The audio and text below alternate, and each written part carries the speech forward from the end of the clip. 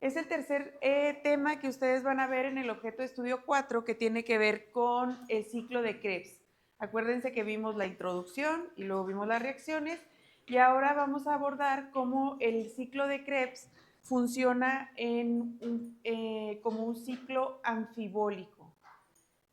Esta es la parte 16 de su guía de temas desglosados, y mi recomendación es para que cuando estudien lo hagan del libro de Campbell.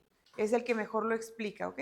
Aquí también lo trae, pero viene mucho más completo en el libro de Campbell, y es en esta bibliografía que yo basé también mi presentación. Bueno, vamos a empezar recordando que yo les había dicho el concepto de anfibólico. Y el ciclo de Krebs se denomina así porque tiene funciones tanto en el catabolismo como en el anabolismo. En la función del catabolismo, pues oxida el grupo acetilo, que puede venir de la glucosa, de los ácidos grasos o de los aminoácidos, para formar dióxido de carbono, NAD reducido y FAT reducido a través de estas 8 reacciones que revisábamos la clase pasada y que tienen como consecuencia la generación de ATP en la fosforilación oxidativa. Entonces, en la parte del catabolismo, nosotros lo que vamos a ver es principalmente la entrada de moléculas de acetilcoenzima A para condensarse con el oxalacetato y pues tener estas 8 reacciones que les permiten generar estas moléculas que finalmente se van a traducir en energía. Sin embargo, también el ciclo de Krebs participa en el anabolismo, es decir, tiene una función anabólica, ya que proporciona intermediarios que sirven para ser precursores de la biosíntesis de otras moléculas. Y aquí están algunos ejemplos, ahorita nos vamos a detallar cada uno de ellos. Los intermediarios del ciclo de Krebs como pueden servir para formar aminoácidos como el glutamato y el aspartato, también de manera muy importante para la síntesis del grupo hemo, y esto es a partir del intermediario del ciclo de Krebs que es el succinilcoenzima A. También nos sirve para formar bases nitrogenadas y también nos sirve para formar ácidos grasos y glucosa a través de la vía del malato y el oxalacetato en la síntesis de ácidos grasos, que es la beta reducción, y en la gluconeogénesis. Su doble función lo convierte, como nosotros ya lo hemos estado viendo, en el centro del metabolismo, porque de ahí pues pueden salir cosas, pero también pueden entrar cosas. Nosotros cuando vemos o cuando buscamos una imagen del ciclo de Krebs anfibólico, normalmente encontramos algo como esto, en un término muy simplificado. Y aquí esta imagen nos dice que el hecho de que se llama anfibólico, pues es que trabaja tanto en el anabolismo o la síntesis de moléculas, como en el catabolismo o degradación de la molécula. Y lo que nosotros vemos en torno a este círculo que representa las reacciones del ciclo de Krebs es que hay cosas que pueden, o hay moléculas que pueden ingresar al ciclo, pero también hay moléculas que pueden salir del ciclo e irse a formar otras cosas. Y aquí están ejemplificadas de manera simple, por ejemplo, la salida del alfa-cetoglutarato para ir a formar purinas, o la salida del succinilcoenzima A para ir a formar porfirinas. Eso es lo que aquí estábamos describiendo como las reacciones anabólicas. ¿Queda claro el concepto de anfibólico? Ok. Hay una parte importante que se vincula con el anabolismo. Cuando ustedes ven esta parte aquí y se imaginan que, por ejemplo, la célula tiene necesidades biosintéticas elevadas y que los intermediarios del ciclo de Krebs están saliendo del ciclo de Krebs, pues puede ocurrir que el oxalacetato que se regenera en las 4 reacciones de la fase 2 del ciclo de Krebs ya no se alcance a regenerar. Y pues si una célula se quedara sin oxalacetato para recibir más acetilcoenzima A, para formar citrato, pues también estaríamos como que bloqueando esta actividad catalítica. Cuando se agotan los intermediarios del ciclo de Krebs, hay un tipo de reacciones que aquí se las estoy poniendo en naranja, que son importantes y que vamos a revisar en este tema, que se denominan reacciones anapleróticas. Las reacciones anapleróticas me permiten reponer los intermediarios del ciclo de Krebs cuando se nos están agotando o cuando se agotan. Y la principal reacción anaplerótica es la que tiene que ver con la reposición del oxalacetato. Y aquí nos pone las enzimas principales que me permiten esta regeneración o relleno, fíjense cómo aquí lo describe como si fuera rellenar el ciclo, asumiendo que están saliendo muchas moléculas de aquí y que yo quiero tener disponibilidad de oxalacetato. Las principales enzimas es la piruvato carboxilasa, que ahorita la vamos a revisar, y las transaminaciones. En este sentido, esta diapositiva, el objetivo es para que, o sea, se las pongo con el objetivo de que ustedes puedan contextualizar los conceptos de anfibólico y el concepto de reacción anaplerótica, y la clase la vamos a dividir en ver cómo el ciclo se vincula con el catabolismo y luego con el anabolismo, y cuando veamos el anabolismo vamos a ver las reacciones anapleróticas. ¿Dudas de esta parte? Okay.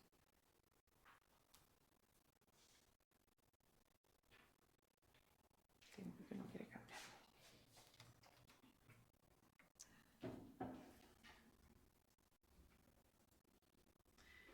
Ok, vamos a comenzar con el catabolismo. Y aquí les puse las ideas principales de una imagen que nos va a servir para recordar toda esta parte del catabolismo. Si los organismos ingerimos moléculas grandes y complejas, como los polisacáridos, las proteínas y los lípidos. Si se fijan ustedes aquí, esta imagen es del Campbell, nos representa pues como los nutrientes que nosotros o el producto final de la digestión de los nutrientes que nosotros podemos consumir. Y aquí nos recuerda lo que nosotros veíamos en la digestión. Dice, estas macromoléculas se degradan en monómeros mediante enzimas específicas. Para los polisacáridos, pues se convierten en monosacáridos por las amilasas y las enzimas que vimos ya en la digestión de carbohidratos. Los triacilgliceroles también se degradan en la digestión por acción de las lipasas para darnos ácidos grasos y glicerol, y las proteínas por las proteasas pues nos dan aminoácidos. De esta manera lo que nosotros consumimos en la dieta puede ser absorbido y puede ser puesto a disponibilidad de la célula para que lleve a cabo el catabolismo o la ruptura de estas moléculas de tal manera que se pueda obtener energía. Los monómeros obtenidos ingresan a las rutas catabólicas específicas. Por ejemplo, los azúcares a través de la glucólisis pues se convierten en piruvato y luego acetilcoenzima A. Los ácidos grasos por la beta oxidación se convierten a acetilcoenzima A, y los aminoácidos se convierten a intermediarios del ciclo de Krebs, cada uno de ellos por diferentes reacciones. Es decir, para los aminoácidos no hay una ruta única que los convierta a todos en un intermediario del ciclo, sino que cada aminoácido tiene sus propias enzimas que le permiten convertirse en un intermediario. Y el ciclo de Krebs recibe fragmentos de carbono reducido en forma de acetilcoenzima A y otros intermediarios para oxidarlos en dióxido de carbono en la mitocondria. La energía liberada de estas rupturas, que vienen en forma de los NAD reducidos y de los FAT reducidos, pues son los que alimentan a la cadena de transporte de electrones para que finalmente hagan funcionar a la fosforilación oxidativa. Y aquí nada más nos pone esta nota, dice, todas las rutas conducen al ciclo de Krebs. Por eso es el centro del metabolismo. Y en esta imagen a mí me gusta mucho porque nos los pone como por etapas. La producción de la acetilcoenzima A es la etapa 1, la oxidación de la acetilcoenzima A, pues que ya involucra el ciclo de Krebs, es la etapa 2, y la cadena de transporte de electrones y la fosforilación oxidativa es la etapa 3. Aquí lo que nosotros vemos es que pues, la glucosa, los ácidos grasos y los aminoácidos, cada uno de ellos, por reacciones específicas y por rutas metabólicas específicas, finalmente van a poder ser parte del acetilcoenzima A o de alguno de los intermediarios del ciclo de Krebs para poder entrar en el ciclo de Krebs. A lo largo de estas reacciones, ya sea de la glucólisis o de acá de la beta oxidación o del catabolismo de los aminoácidos, se van generando o liberando electrones. ¿Quién carga estos electrones? Pues nada más hay que acordarse que lo hacen las coenzimas como el NAD y el FAT, no andan solos ahí en la célula. Aquí nos los representan libres para nosotros poder ubicar el flujo de electrones desde lo que eran los nutrientes hasta la síntesis del ATP, ¿ok? Entonces, en estos procesos hay producción de electrones. No sé si ustedes se acuerdan, aquí está en la glucólisis, en la reacción número 6, había la producción de un NAD, y pues esta representación de aquí. Cuando veamos beta oxidación van a ver que también en la beta oxidación hay liberación de electrones. Y bueno, estos carbonos que quedan en forma de acetilcoenzima A u otros intermediarios entran al ciclo de Krebs. Y ustedes saben que en el ciclo de Krebs, además de que se descarboxila los carbonos que vienen aquí, también hay producción de electrones, porque por cada vuelta que da el ciclo se producen 3 NAD y un FAD, ¿ok? Entonces estos son los que aquí nos representan estos otros y nos dice, bueno, pues hay moléculas de NAD, hay moléculas de FAD. En términos energéticos, ustedes saben que aquí también hay producción de GTP y que en la glucólisis hay producción directa de ATP. Pero en lo que nos permite vincular todos estos vías en estos tres pasos, pues los electrones que vienen en forma de NAD y de FAD, entonces entran a lo que es la respiración o la cadena de transporte de electrones, que esta finalmente le entrega los electrones, todos estos que vienen cargados aquí, a su aceptor final, que es el oxígeno, para formar moléculas de agua, y en esta transferencia de electrones permiten que se vincule la fuerza protón motriz que tiene la ATP sintasa y que al momento de que estén pasando los electrones hasta el oxígeno, se dé la energía para poder sintetizar nuevas moléculas de ATP a partir de ADP más fosfato, y esto es lo que nosotros conocemos como la fosforilación oxidativa. ¿A qué voy con todo esto? Y resumiendo el papel del ciclo de Krebs en el catabolismo, esta imagen que ustedes ven es la imagen clásica del catabolismo de las moléculas y el ciclo de Krebs es el centro del catabolismo. ¿Ok? ¿Dudas de esta parte? Ok. Ahora sí, con más detalle, vamos a recordar algunas de las rutas que ya hemos revisado, pero vamos a ver con más detalle el ciclo de Krebs en el catabolismo. Estas imágenes vienen en el libro de Campbell y nos representan pues lo que revisábamos ayer, el ciclo de Krebs aquí en el centro, y si se fijan hay unas flechas azules que se dirigen todas hacia el ciclo de Krebs. Estas flechas indican cómo las diferentes moléculas pueden conectarse con el ciclo de Krebs. Entonces vamos a empezar a revisarla y vamos a empezar con las que ya vimos, con los carbohidratos. Acuérdense que los carbohidratos por glucólisis pues se convierten en el paso 9 a fosfonolpiruvato, finalmente a piruvato. El piruvato entra a la mitocondria, por la piruvato deshidrogenasa se convierte a acetilcoenzima A, y de esta forma el catabolismo de los carbohidratos a través de la acetilcoenzima A pues se conecta con el ciclo de Krebs. ¿Qué pasa con el acetilcoenzima A? Pues le da la vuelta al ciclo, que es lo que revisábamos ayer. Entonces esto es catabolismo de carbohidratos. El catabolismo de los carbohidratos es la glucólisis. Ahora, lípidos. Los lípidos a través de su catabolismo, el cual ocurre adentro de la mitocondria, a diferencia de los carbohidratos. Acuérdense que la glucólisis es citosólica. Ok, los lípidos entran a la mitocondria en forma de ácidos grasos y ahí mismo se da la beta oxidación. La beta oxidación es la ruta catabólica de los lípidos. Como la glucólisis es de los carbohidratos, la beta oxidación es de los ácidos grasos. ¿Y queda como producto la beta oxidación? También acetilcoenzima A. Y esta acetilcoenzima A pues ya es el intermediario de Krebs que permite integrarse al ciclo de Krebs. ¿Qué son todas estas flechotas acá que están alrededor? Son las que permiten la conexión de los aminoácidos. Y si se acuerdan, ahorita yo les dije que para los aminoácidos dependía de cuál aminoácido es el camino que lleva y no hay una ruta como tal, como la glucólisis o la beta oxidación para el conjunto de aminoácidos, sino que más bien cada uno puede entrar por un punto diferente y hay algunos que pueden entrar por más de un punto. Entonces vámonos de aquí de izquierda a derecha para que ustedes los vayan conociendo. Ahorita tienen que tener el concepto clave de que los aminoácidos pueden entrar por diferentes puntos y yo les voy a hacer mención de los que son como más relevantes. En el tercer parcial, el tema del metabolismo de los aminoácidos, ahí sí vamos a revisar lo que aquí está abreviado con una flechota, que son las enzimas y las reacciones pues que permiten que cada uno de ellos pueda convertirse en un intermediario del ciclo de Krebs. Nosotros aquí vemos la asparagina. La asparagina se convierte a aspartato. El aspartato puede en este punto entrar a la mitocondria o puede afuera de la mitocondria transaminarse para convertirse en oxalacetato. Pues el oxalacetato, recuerden que no puede entrar a la mitocondria, se tendría que convertir en malato y el malato puede entrar ya a la mitocondria y el malato ya es un intermediario del ciclo de Krebs. Si se fue en forma de aspartato, adentro de la mitocondria se convierte a oxalacetato y entonces se integra al ciclo de Krebs en forma de oxalacetato. Quiere decir que la asparagina puede entrar en forma tanto de oxalacetato como de malato. ¿Ok?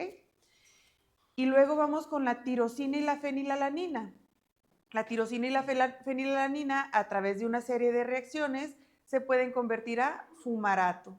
Y el fumarato pues ya entra a la mitocondria y ya es la conexión que tienen estos dos aminoácidos con el ciclo de Krebs.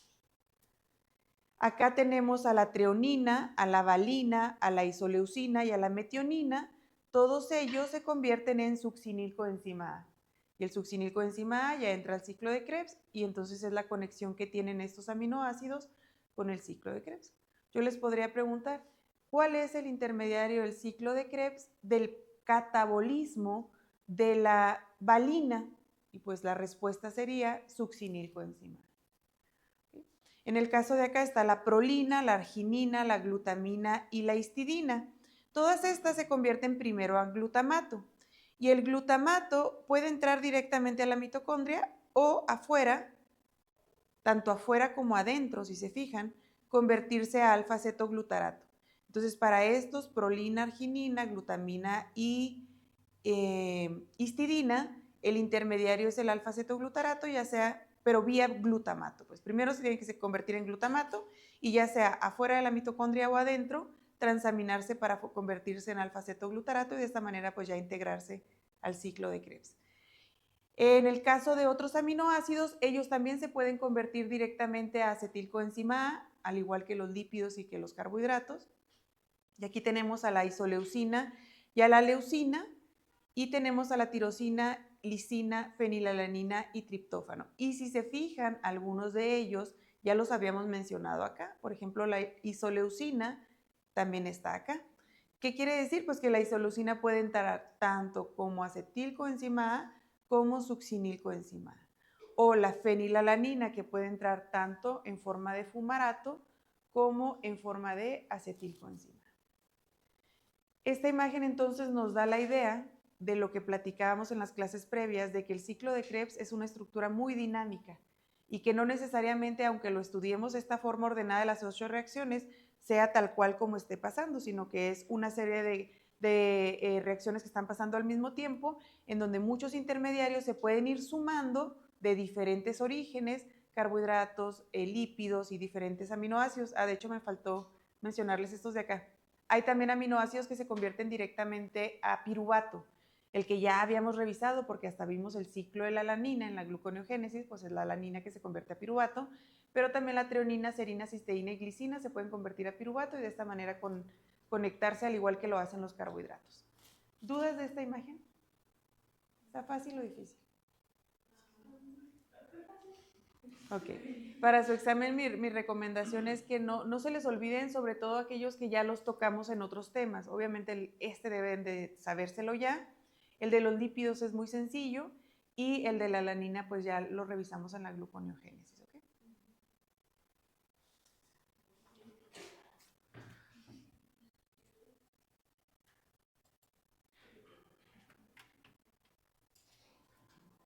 Ahora vamos a pasar con la participación del ciclo de Krebs en el anabolismo o en las reacciones biosintéticas. Y aquí lo que nos dice es que varios intermediarios son precursores biosintéticos. Aquí les pongo 3, que son los que más nosotros revisamos. Nos dice que el alfa-cetoglutarato puede irse a formar glutamato y otros aminoácidos y bases nitrogenadas. Por ejemplo, el succinilcoenzima A es para sintetizar porfirinas y el grupo hemo. Este también es importante que lo recuerden.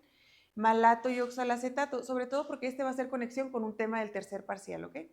Malato y oxalacetato, este ya lo revisamos porque son estos intermediarios de la gluconeogénesis que nos permiten sintetizar glucosa de nuevo y también nos permiten sintetizar otros aminoácidos como el aspartato.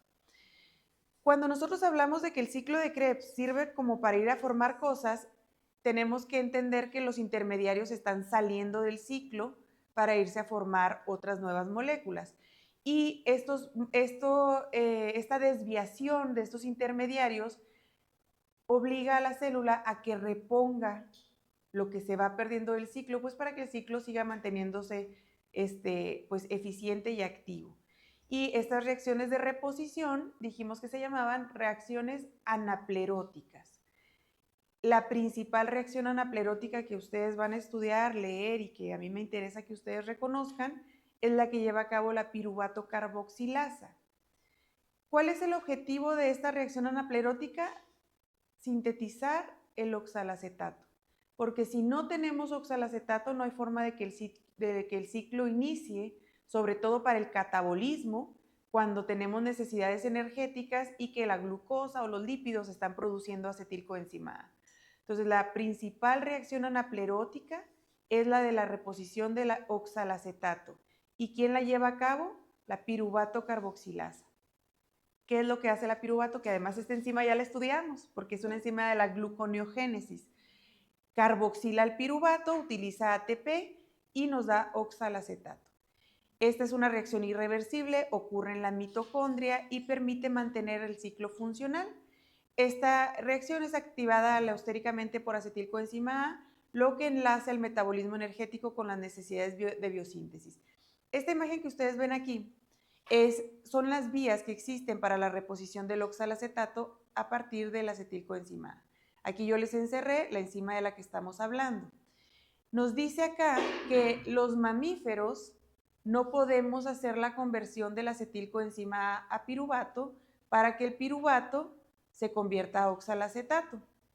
Y tampoco podemos hacer la conversión directa del acetilcoenzima A al oxalacetato. Esto solamente lo pueden hacer bacterias y plantas. Sería ideal que nosotros tuviéramos acetilcoenzima A y que nos está faltando el oxalacetato, pues que directamente lo convirtamos en oxalacetato. Eso no lo podemos hacer. Pero ¿qué es lo que sí podemos hacer? Bueno, el piruvato, carboxilarlo para formar oxalacetato. ¿Y cuál es la conexión que hay de esta reacción que sí podemos hacer los mamíferos con el acetilcoenzima A? Bueno, que este es el regulador alostérico de esta enzima.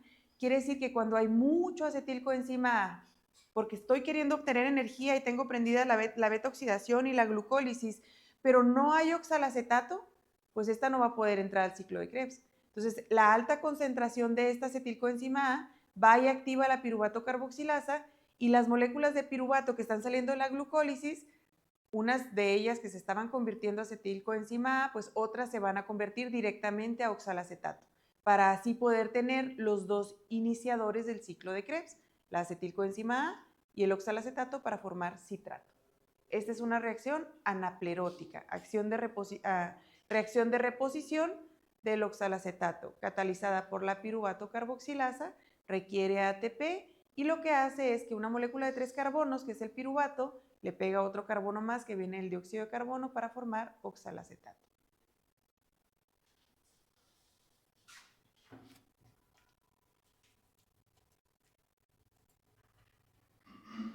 ¿Cómo se conecta esto, o este tipo de anabolismo, con la gluconeogénesis? Bueno, en esta imagen no lo explica y nos recuerda que la gluconeogénesis se lleva principalmente en el citosol, pero tiene una partecita que se lleva en la mitocondria, en donde el oxalacetato que se genera en la mitocondria pues tiene que después salir y sale en forma de malato para poder formar posteriormente el fosfonol piruvato. Dice, el oxalacetato no atraviesa la membrana mitocondrial, por lo que se usa una de dos rutas. La primera es la conversión a fosfonol piruvato en la mitocondria y la salida al citosol para continuar la gluconeogénesis, que es esta que está aquí, representada aquí. O la otra es que se convierta a malato, que es la que nosotros revisamos, el cual sí puede salir. Entonces el oxalacetato se convierte a malato. Acuérdense que esta es una reacción reversible en el ciclo de Krebs. El malato sale, pero afuera, por la malato deshidrogenasa, se tiene que volver a convertir en oxalacetato y luego por la fosfonol piruvato carboxicinasa se tiene que convertir a fosfonol piruvato y luego ya salir a la gluconeogénesis para formar glucosa. ¿Qué diferencia ven entre esta mitocondriota y las que vimos en el catabolismo? Que las flechas van hacia afuera, ¿verdad? Porque estamos hablando de cómo los intermediarios salen del ciclo para ir a formar nuevas moléculas, porque estamos hablando del anabolismo.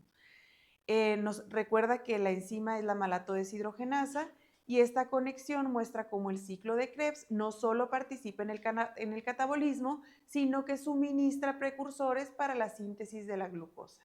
Esa es la conexión entre el ciclo de Krebs y el anabolismo de los carbohidratos. Y yo nada más, para que ustedes se puedan acordar, les traje esta nada más para que ubiquen de cuál figura estoy hablando desde la clase pasada.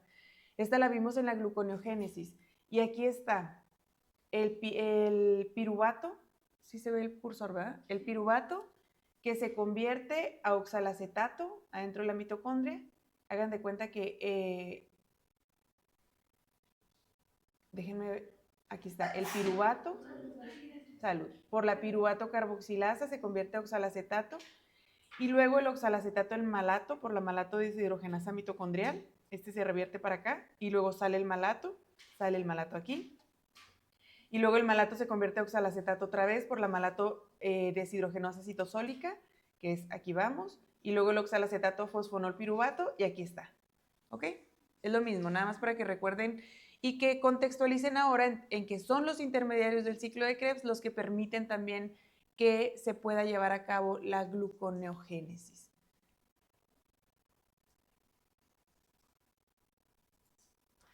Ahora vamos a ver los lípidos. ¿Cómo se relacionan los lípidos o el anabolismo de los lípidos con el ciclo de Krebs?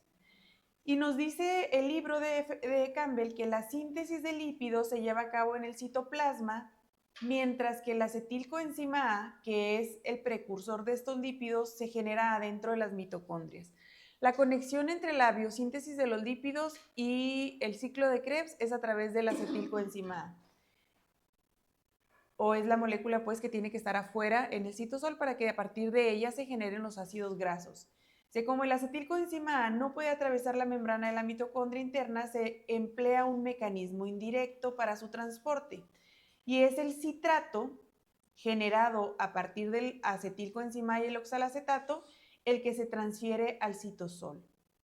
En el citosol, pues el citrato no es el que necesitamos, sino que necesitamos nuevamente al acetilcoenzima A. En el citosol hay una enzima que se llama citrato liasa que vuelve a romper al citrato en acetilcoenzima A y en oxalacetato, de tal manera que el acetilcoenzima A ya puede ser utilizado en la beta reducción para la síntesis de los lípidos. La reacción que cataliza la citrato liasa requiere ATP y es esta que está explicada aquí en azul, que acá está puesta en esta número 1. Y esta vía permite que los carbohidratos se conviertan en grasa, pero no al revés. Acá en esta imagen yo quiero que volvamos a repetir o volvamos a acordarnos del ciclo de Krebs. Aquí nada más nos lo movieron un poquito de lugares, casi siempre nos lo ponen aquí al inicio, pero ahora el inicio está aquí.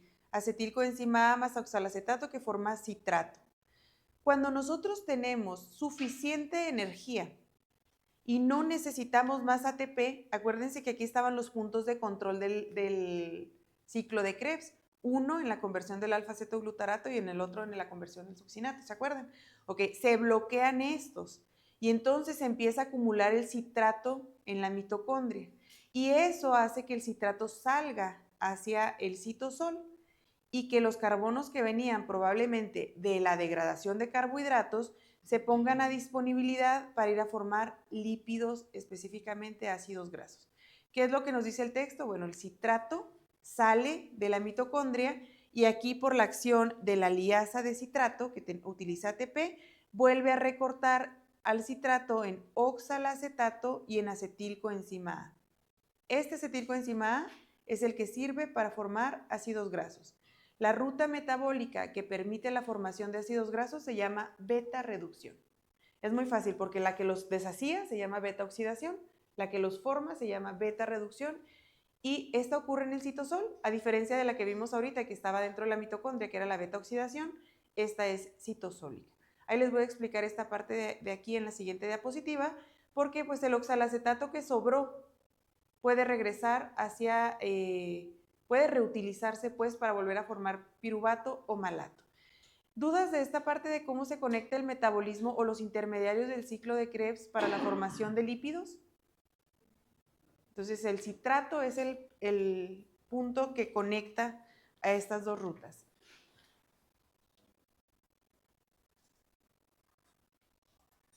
Esta parte es lo que les quiero explicar que está en esta partecita de aquí encerrada. Nada más hice la mitocondria más chiquita y les voy a explicar lo que está acá en esta imagen. Nos dice que el oxalacetato generado en el citosol, este que se generó aquí, miren, puede reducirse a malato, o sea, este que está acá. Y el malato puede regresar a la mitocondria, aquí, o puede también convertirse a piruvato. Y el piruvato pues ya podrá después regresar a la mitocondria. Estas son las reacciones, las de este recuadro amarillo, que nos dicen cómo el oxalacetato puede de alguna manera regresar a la mitocondria, ya sea en forma de malato o en forma de piruvato. El oxalacetato, ya lo revisamos esto, a través de la malato deshidrogenasa puede convertirse a malato. O más bien, si no regresa a la mitocondria, el malato en el citosol, por la enzima málica, se puede convertir a piruvato.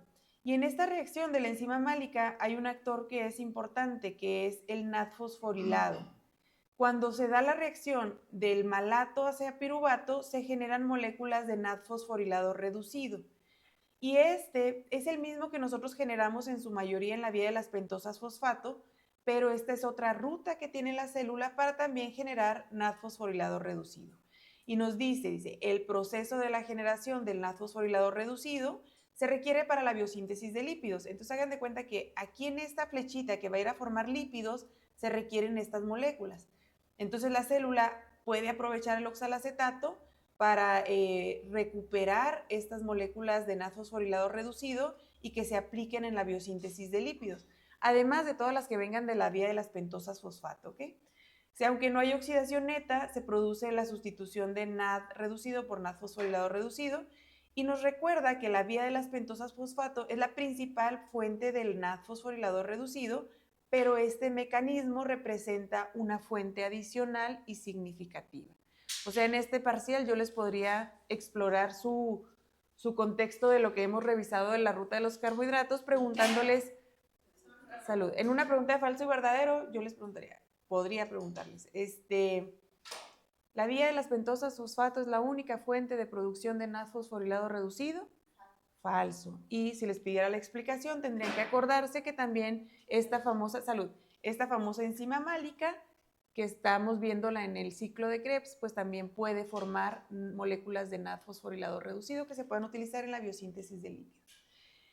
Y además, pues estas reacciones nos vinculan el metabolismo de carbohidratos y lípidos, que también están bien relacionados y que también son parte de lo que ustedes van a ir viendo de cómo los carbohidratos finalmente nosotros los podemos almacenar en forma de grasas. ¿Dudas de esto?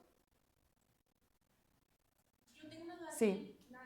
Entonces, el oxalacetato se convierte en el citosol a malato. Siempre. Sí. Y ya del malato puede esas dos vías. Ajá. Sí. Creo que esta va a ser la última diapositiva. Y pues nos faltan los aminoácidos en el anabolismo, ¿ok? O en el metabolismo de los aminoácidos, pero su relación con la parte en cómo los intermediarios del ciclo pueden salir a formar esos aminoácidos. Les voy a mencionar algunos importantes, y ustedes van a poder revisar pues cada una de estas flechas, cómo pueden conectar a estos intermediarios con la formación de aminoácidos, y no nada más con aminoácidos, sino con otras moléculas. Por ejemplo, aquí están las pirimidinas, por acá deben de estar las purinas.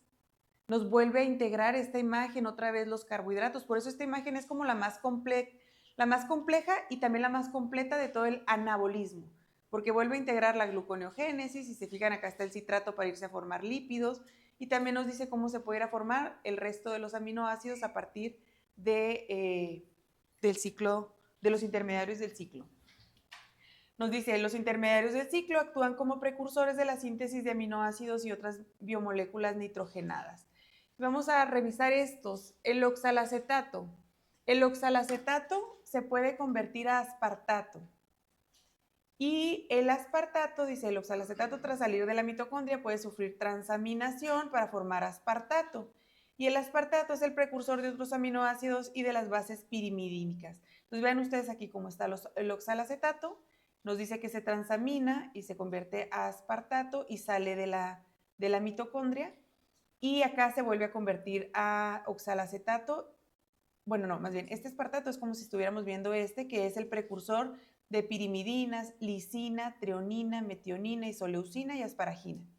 O también nos recuerda que el malato puede salir, porque este sí atraviesa la mitocondria, y convertirse acá a aspartato, y ya este aspartato es el que puede dar origen a todos estos de acá. Entonces, oxalacetato, aspartato es uno de los principales. Luego acá está el alfa-cetoglutarato. El alfa-cetoglutarato se puede convertir a glutamato, aquí está esta flechita, por una reacción de transaminación. El glutamato sale de la mitocondria y el glutamato se puede convertir a prolina, arginina y glutamina. Todos ustedes, estas reacciones que ven así con flechitas, dijimos que cada aminoácido tenía sus propias enzimas y sus propias rutas para convertirse ya sea a un intermediario del ciclo de Krebs o que un intermediario del ciclo de Krebs se convierta en algún aminoácido. Por eso no nos los explican y tampoco nos ponen el nombre de la ruta, así como aquí nos ponen gluconeogénesis o como nos pudieran poner beta reducción, ¿ok?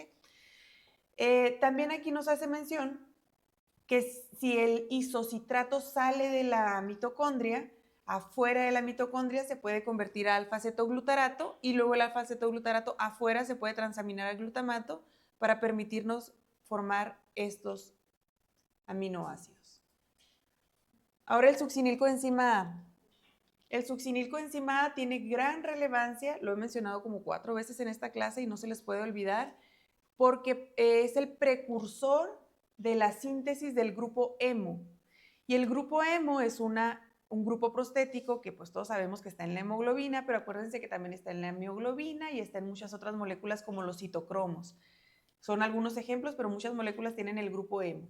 ¿Qué es lo que ocurre aquí? Bueno, el succinilcoenzima A no da como tal origen a un aminoácido en sí, pero cuando se combina con la glicina, que es un aminoácido, forma este famoso ALA. El ALA es el ácido delta aminolebulínico o lebulinato. Y este ALA es el precursor de las porfirinas. Y las porfirinas son las precursoras del grupo hemo. Entonces, todas las células, o más bien nuestras células, tienen que estar formando grupos hemo y de esta manera el ciclo de Krebs sirve como una fuente de este intermediario para que se puedan formar los grupos hemos. Y finalmente aquí vienen resumidos algunos de los demás. Dice, los esquemas anabólicos y catabólicos pues son paralelos. Muchos intermediarios del ciclo participan tanto en la degradación como en la síntesis de biomoléculas y ambos procesos están estrechamente regulados por mecanismos como el control por retroalimentación. Obviamente a la célula no le va a convenir estar sacando una molécula y luego al mismo tiempo estarla metiendo. Siempre en estas que son paralelas, en donde se funcionan tanto el ejemplo que ya vimos, glucólisis y gluconeogénesis, pues hay un mecanismo de regulación muy preciso para que no se estén llevando las dos al mismo tiempo, porque sería desperdicio energético de la célula. Igual no vamos a estar al mismo tiempo sintetizando o la misma célula haciendo síntesis de ácidos grasos y luego degradándolos. Hay mecanismos que regulan que esas que son en paralelo no se estén llevando al mismo tiempo. O cualquier aminoácido que ustedes se imaginen, pues la célula no va a estar degradando lisina y al mismo tiempo formando lisina. Entonces, en estas rutas que son paralelas, los mecanismos de regulación son los que permiten que se conduzca hacia un lado o hacia el otro, pero el ciclo de Krebs siempre o recibe todo lo que se está degradando o de ahí pueden salir moléculas para formar nuevas cosas. ¿Preguntas?